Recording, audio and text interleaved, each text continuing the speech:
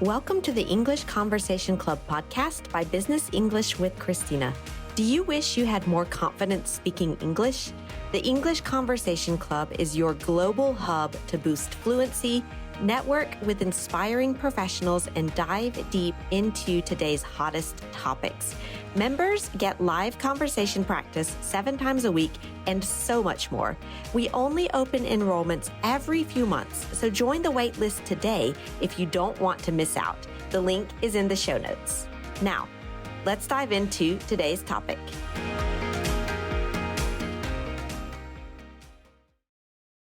Welcome to ECC. I am Lyndsie here with Karyn to talk about our topic of the week, the U.S. elections. And Karyn, how are you?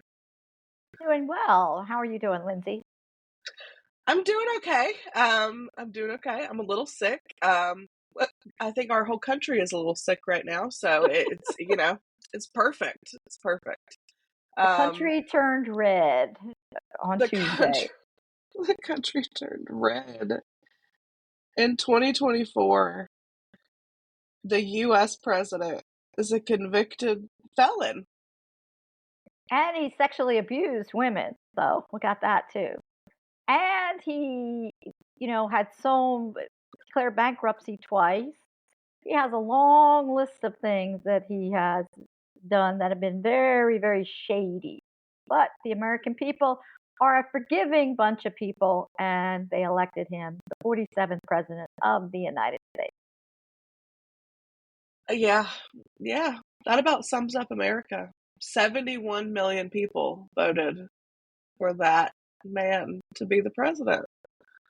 And he got not only 71 million, 74 million people, but even in like blue states like New Jersey, it says New Jersey, it was very, very close. And in cities, New York and Chicago, he got more votes than they expected. Yeah, I knew he was going to win because I could see the writing on the wall. I was driving around, I was seeing all these Trump signs. And, like I said, my son wanted to go to the rally. We couldn't get in. There were so many people there. But I didn't think I thought it was going to be closer. I thought she was going to get more votes. But she just, did terrible. Absolutely terrible. Yeah. And the statistics of the votes are what were really interesting to me. I like that they put that out at the end, like just for clarity so that everyone can see. And the polls like surprise you. You're like, why did this person vote against their self-interest? Why did this person vote against their self-interest? It's just very interesting to see. But yeah, I think we should just party for the next 2 months because come January, who knows what will happen to our country. Yeah, talk about statistics, which was very interesting to me. That he got, of course, the white, not college educated white male. That was he always got that, but he also got more of the black vote, and he also got the Hispanic vote, which he talked about immigration, and Hispanic people are like, okay, yeah, we want him to work on immigration. We don't want our brothers and sisters coming over here, and which was also very, very surprising to me. He got a huge American Indian population. They voted for him. American Indians.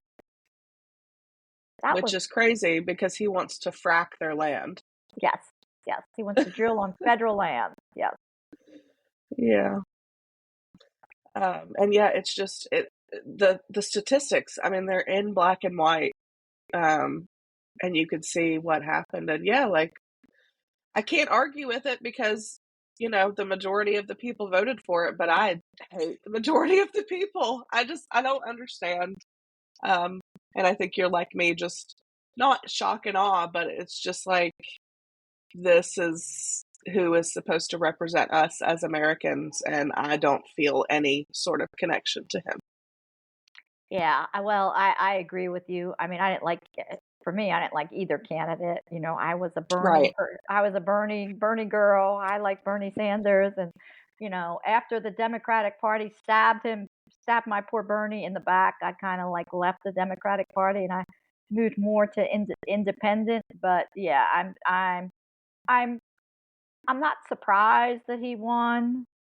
I'm just surprised that he won at such a large margin. And also, the Senate also went Republican too. So not only does he have we have the presidency, we also have the Senate, which is Republican, and they're still working on the House. The House, the Republicans are winning right now. So he'll have two branches of government, all Republican. So who knows what's going to happen here in the Yeah. USA? Yeah. I suggest that everyone start watching The Handmaid's Tale, which is a show on Hulu.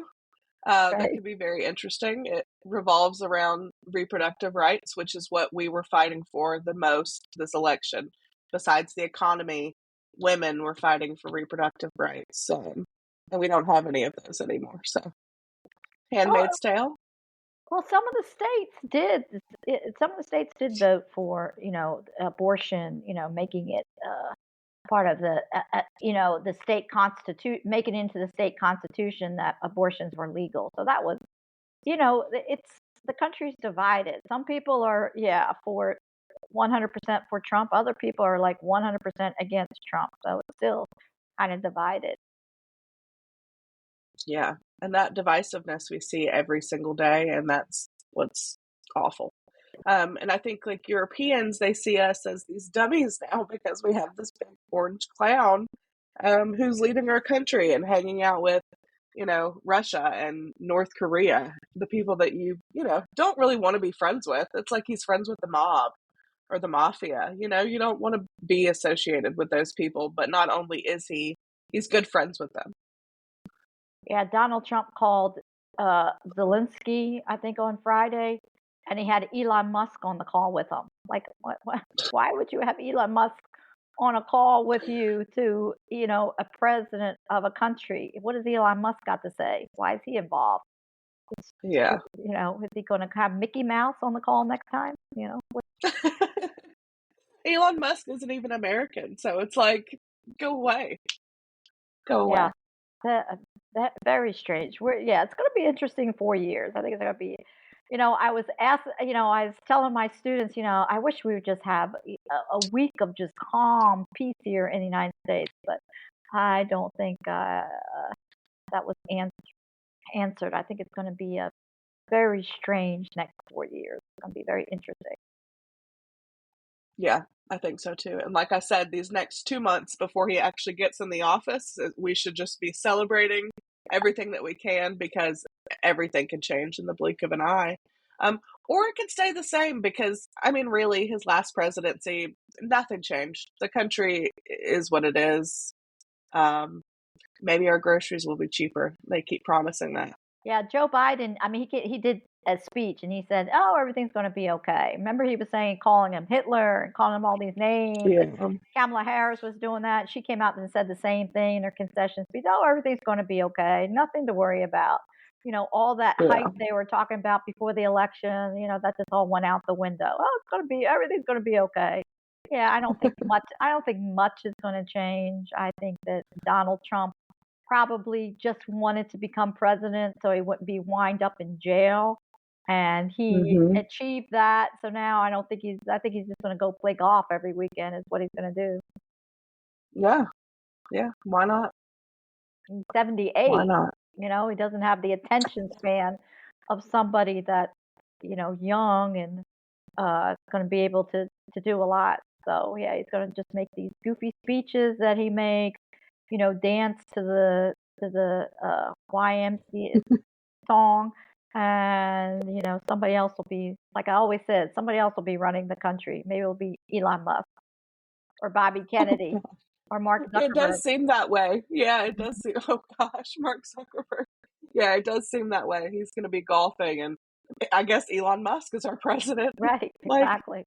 Bobby Kennedy. Welcome to 2024. Bobby Kennedy. Going to do away with all the vaccinations. Or like the conspiracy theorists say, the Kennedy that died in the plane crash, he's really our president. Yeah, exactly. Yeah.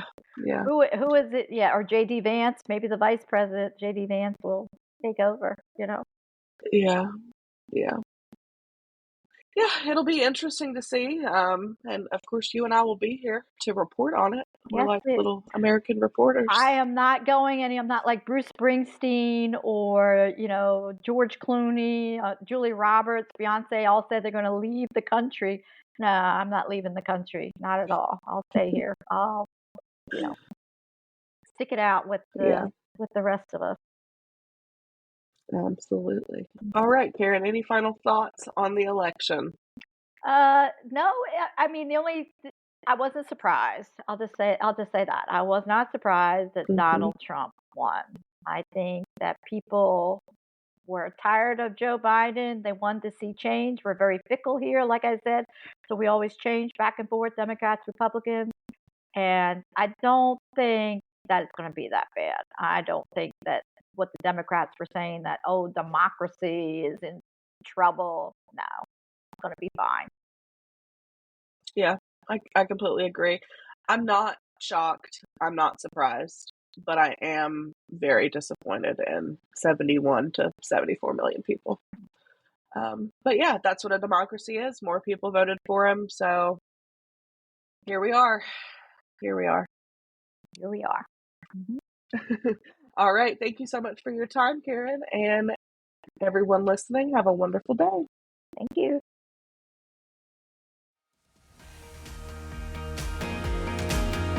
Thank you for listening. But if you want to become a member of a global tribe of inspiring professionals becoming confident in English, get on our wait list. You'll be the first to know when we open enrollments again, and you can become a part of the English Conversation Club. The link is in the show notes. This is Christina from Business English with Christina, and I'll talk to you soon.